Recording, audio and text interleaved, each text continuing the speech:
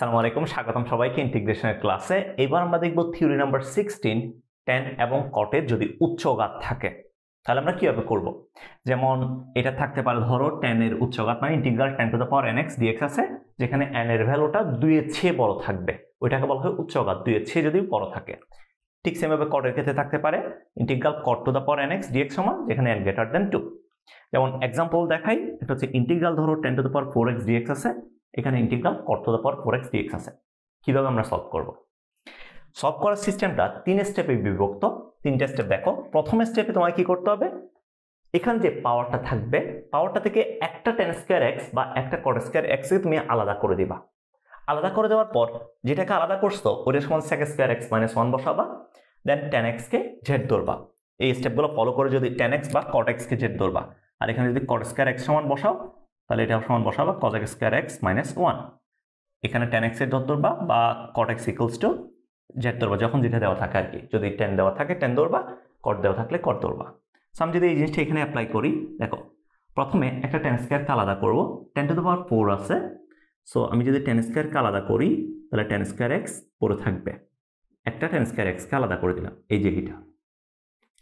তাহলে দেখো integral tan square x যেটাকে আলাদা করছি এটা সমান কি লিখবো, ওইটা সমান লিখবো sec square x - 1, sec square x - 1 লিখলাম।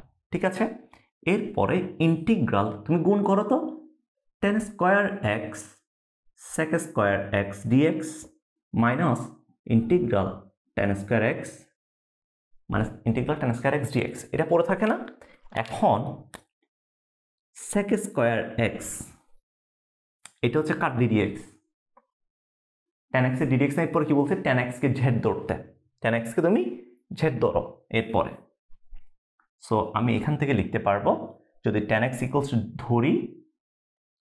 ধরি tan x equals to z, তো tan x ইকুয়ালস টু কত, tan x equals to z ধরলাম, তাহলে z ধরলে এখান থেকে কত আসবে আমাদের ইন্টিগ্রাল, এটা সমান আসবে এই যে এতটুকু, এতটুকু সমান আসবে কত।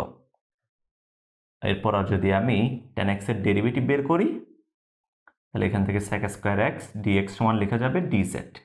আমি লিখতে পারবো এখান থেকে ইন্টিগ্রাল, এটা পাশে করে লিখবা, এটা এখান থেকে জায়গা রাখবা, এটা পাশে করে লিখবা, তাহলে ইন্টিগ্রাল এখান থেকে তুমি লিখতে পারবা sec স্কয়ার x dx মানে হচ্ছে dz আর tan স্কয়ার x মানে হচ্ছে z।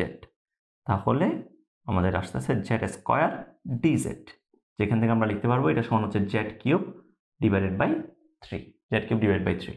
z সমান কত ছিল tan x, তাহলে tan cube x divided by 3। তার মানে আমাদের এতটুকুর ইন্টিগ্রেশন হচ্ছে, আমাদের এতটুকুর ইন্টিগ্রেশন কি tan cube x divided by 3।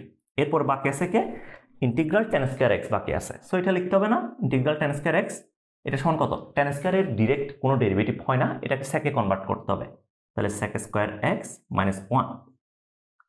1 dx। এরপর যদি এটার ইন্টিগ্রেট বের করো তাহলে integral sec square x - 1 dx, যেটা সমান আমরা লিখতে পারবো integral sec square x dx minus integral dx।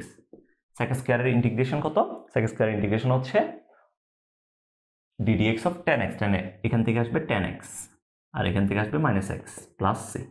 তাহলে এটা বসাই দাও, তাহলে আমাদের আলটিমেটলি অ্যান্সার আসতেছে tan cube x divided by 3 minus sec square x মানে কত, এটার ইন্টিগ্রেশন কত আসতেছে tan x minus x tan x, এরপর হচ্ছে -x আসতেছে, মাইনাস মাইনাসে plus, plus x plus c। এটাই হচ্ছে আমাদের অ্যান্সার, মানে এটার অ্যান্সার হচ্ছে এটাই। এরপর যদি কটেরটা বলি, কটেরটাও সেম জিনিস, জাস্ট তুমি একটা cot স্কয়ারকে আলাদা করে দাও, আলাদা করে দেওয়ার পর দেন হচ্ছে cos স্কয়ার x - 1 বসাও, তারপর তুমি আস্তে আস্তে হচ্ছে তোমার এখানে যেভাবে করছি ওইভাবে তুমি ইন্টিগ্রেশনটা করো, আর কোনো আসলে তেমন কোনো কাজ নাই। সো এটাই হচ্ছে আমাদের tan এবং cot এর যদি উচ্চঘাত থাকে আমরা এভাবে করব জিনিসগুলোকে। এখানে আমি তো 4 দিয়ে করছি, এগুলো কিন্তু আরো অনেক ঘাত থাকতে পারে, যেমন তোমার 6 থাকতে পারে, তারপর হচ্ছে 8 থাকতে পারে, 10 থাকতে পারে, অনেকগুলো উচ্চঘাত কিন্তু এখানে থাকতে পারে। যখন উচ্চঘাত থাকবে তোমার কাছে তখন অবভিয়াসলি দেখবা 4 এর চেয়ে যখন বেশি থাকতেছে, যেমন ধরো 6 থাকতেছে, তো 6 থাকলে তোমাকে হয়তো এই স্টেপটা 2 বার অ্যাপ্লাই করতে হইতে পারে। তার মানে এখানে যে আমি স্টেপগুলো লিখে দিছি এগুলা একাধিকবারও ইউজ করতে হইতে পারে, এটা ডিপেন্ড করবে যে পাওয়ারটা থাকবে তার উপর। ঠিক আছে, সো এটাই হচ্ছে আমাদের থিওরি নাম্বার 16। এরপরে আর দুইটা কিছু এক্সট্রা জিনিস আছে, ওইগুলো দেখলে আমাদের 10.3টা শেষ ইনশাল্লাহ। এই চ্যাপ্টারটা সবাই একটু ভালো মতো করবা, কারণ তুমি যদি থিওরিগুলো জানা থাকে তাহলে ইন্টিগ্রেশন প্রবলেমগুলো অনেক ইজিলি করা যায়। ঠিক আছে, ওকে, আল্লাহ হাফেজ।